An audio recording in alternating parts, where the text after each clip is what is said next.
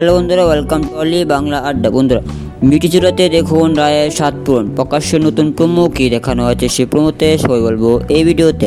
তাহলে বন্ধুরা, ভিডিওটা শুরু করার আগে তোমাদের সবাইকে বলছি, এরকম এক্সক্লুসিভ নিউজ ভিডিওর জন্য টলি বাংলা আড্ডা চ্যানেলকে সাবস্ক্রাইব করে পাশে থাকা বেল আইকনটি প্রেস করে রেখো।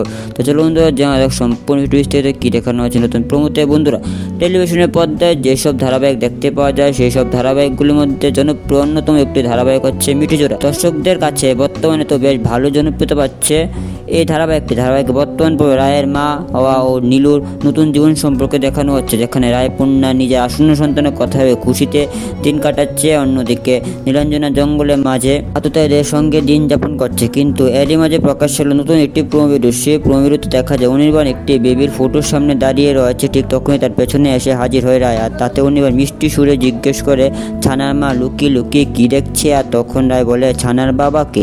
তারপর রায় অনির্বাণকে বলে স্বাদের মানে কি জানো, সন্তান জন্মানোর আগে মায়ের শেষ ইচ্ছে। এরপর দেখা যায় কিসের একটা শব্দ, আর সেই শব্দটা শুনে রায় অনির্বাণ দূরে রুম থেকে বেরিয়ে গিয়ে দেখে দেওয়ালে টাঙিয়ে রাখা বেবির সামনে যে প্রদীপের থালাটা রাখা ছিল সেটা উল্টিয়ে মাটিতে পড়ে যায়। আর তা দেখে রায় বলে কোন অমঙ্গলের ইঙ্গিত। আর এখানেই শেষ হয়ে প্রোমো। তাহলে বন্ধুরা, কি মনে হয় তোমাদের, রায়ের সাথে কি কোনো অমঙ্গল ঘটতে চলেছে? অবশ্যই কমেন্টে জানাও। ভিডিওটি ভালো লাগলে লাইক করে চ্যানেলকে সাবস্ক্রাইব করে পাশে থাকা বেল আইকনটি প্রেস করে রাখো।